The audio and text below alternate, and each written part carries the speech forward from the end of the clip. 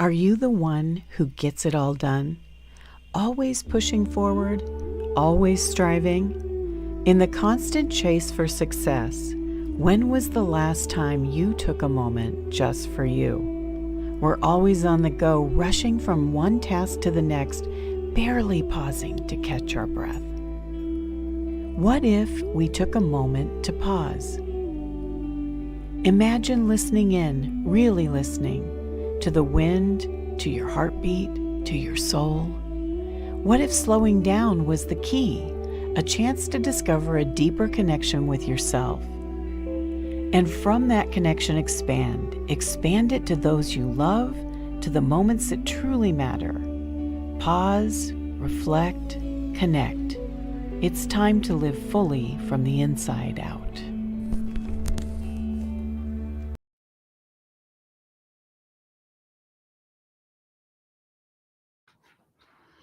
Good morning, everybody, and welcome to a Soulful Pause. I'm Josette Diaz, and I am a self-awareness coach for women in midlife.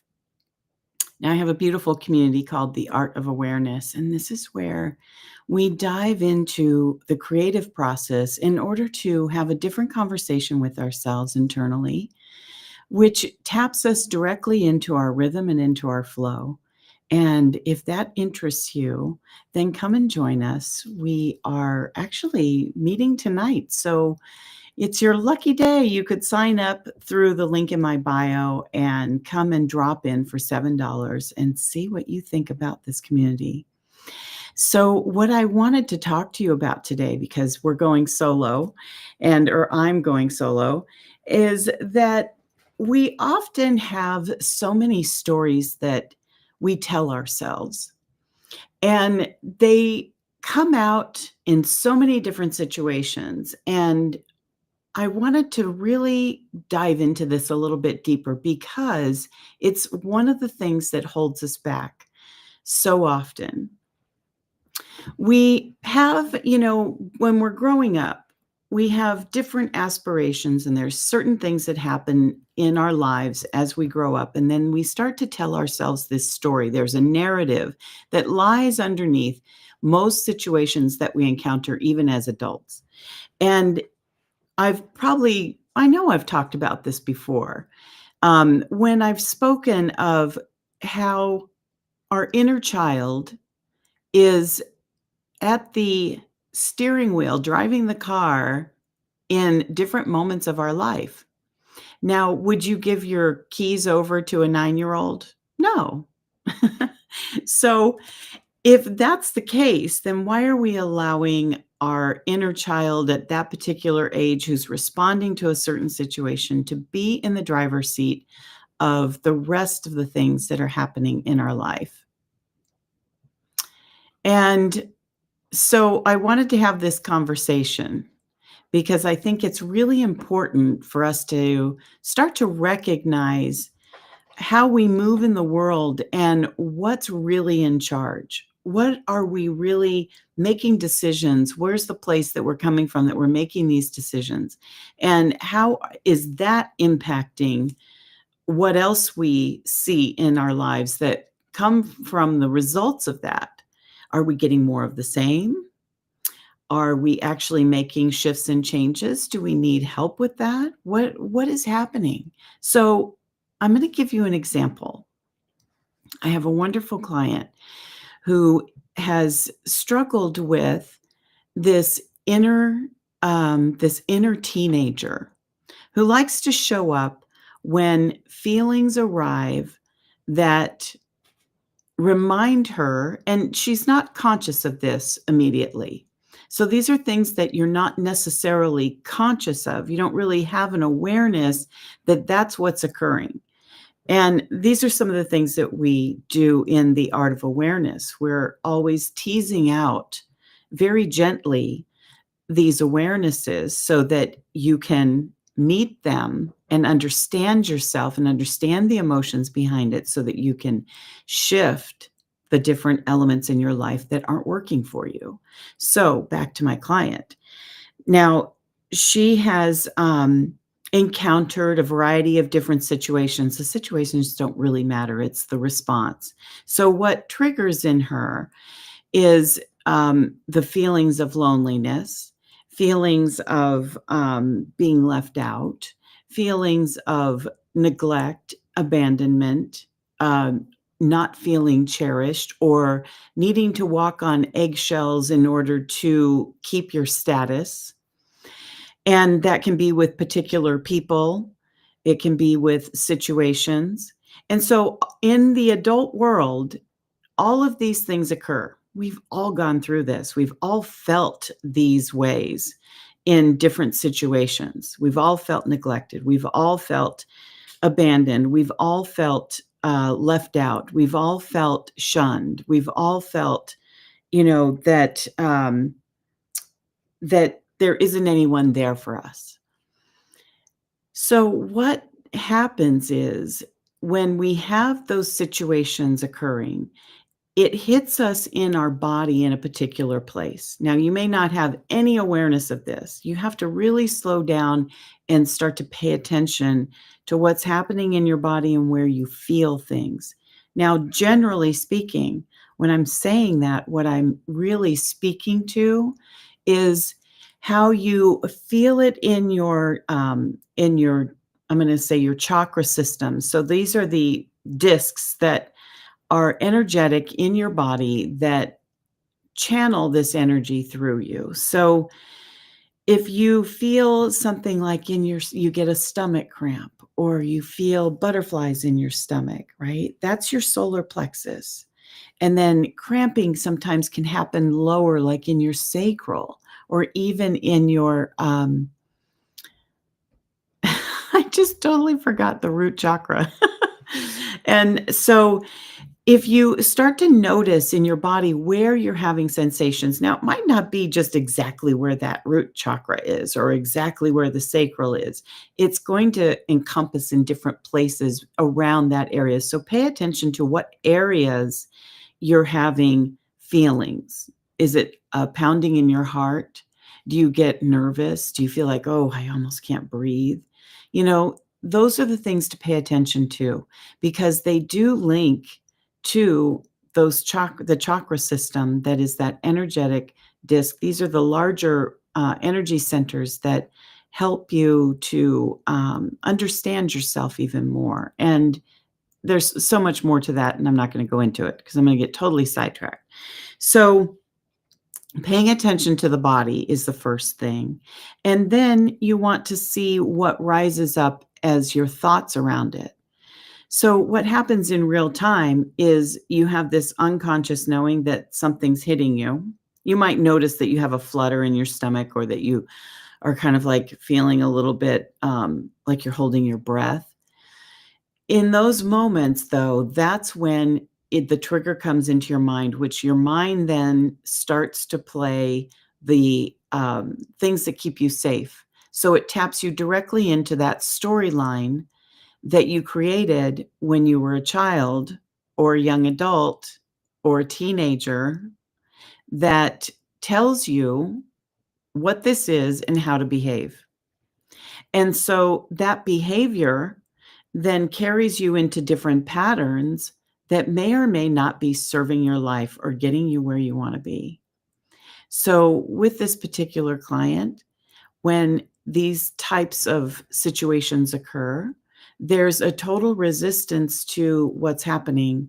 And then it's then turned inward, and there's all kinds of negative thoughts, self talk, victimization, and that then takes this person down a rabbit hole of emotions that then triggers a series of behaviors that are counteracting in what it is that she has goals for.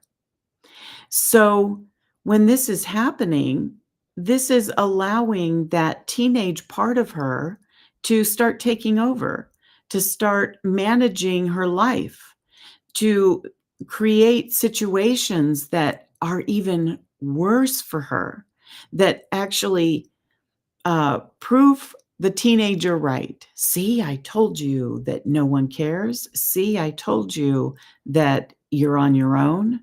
Whatever that self-talk is. So, I want to point this out to you because it's so important for us to start to recognize the things that we are telling ourselves, the stories that we're living by, and to really tease out what's true and not true. So, here is what I'm going to give you today. I'd like you to think about, or if you're experiencing this, or you've experienced this recently, whatever was your latest challenge, I want you to sit down with a piece of paper, and I'm going to suggest that you do this. You can do what you want. If you sit down with a piece of paper and you draw a line right down the middle, on the left side, you're going to you're going to write what are the facts of that situation. Only the facts. Now, it's very easy, especially if it's a heightened emotional situation, for you to think that what you believe is a fact. Really pay attention to the facts. The facts are strictly the things that are tangible. I was in a classroom. I was at the grocery store. Those are facts. Now, the person came up to me very aggressively. That's not a fact. That's how you felt. Because we are not mind readers in a sense, right? I mean, we can guess, we can interpret.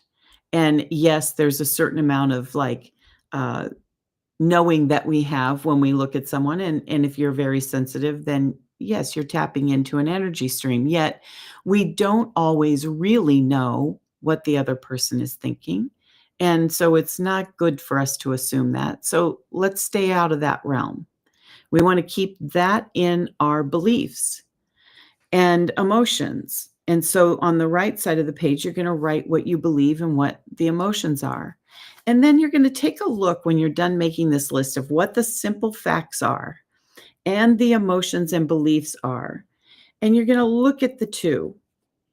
And from that point of view, it will automatically start jumping out to you a different perception. This allows you to see things differently.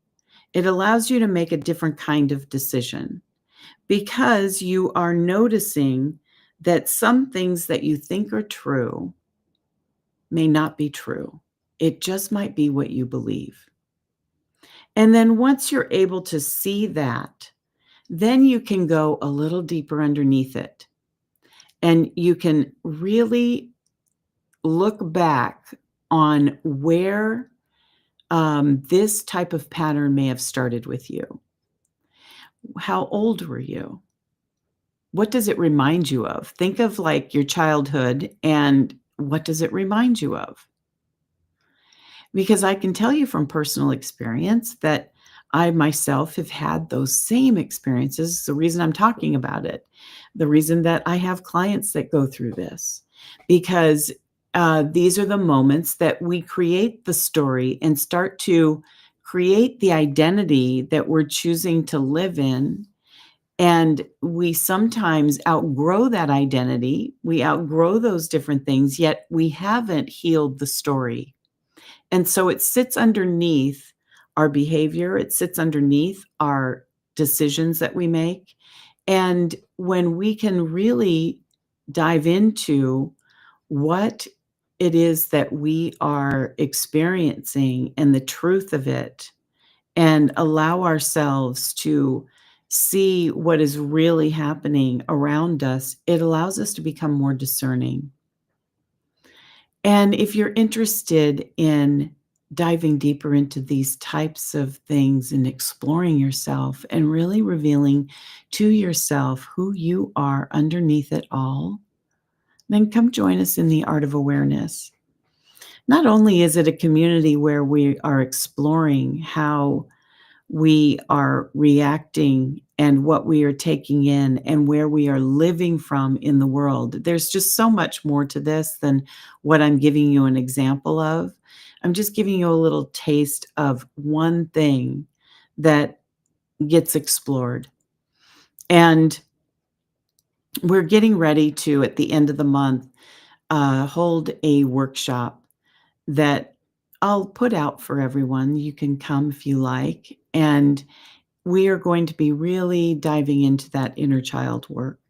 So you're invited to that. You're invited to the Art of Awareness.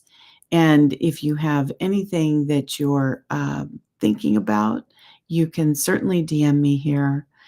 And I'd love for you to really just pay attention to what's happening in those moments that frustrate you, that bring you to a level of feeling either angry or confused or upset or feeling like there's no one out there for you, because there truly is, and it really starts here. It really starts with you.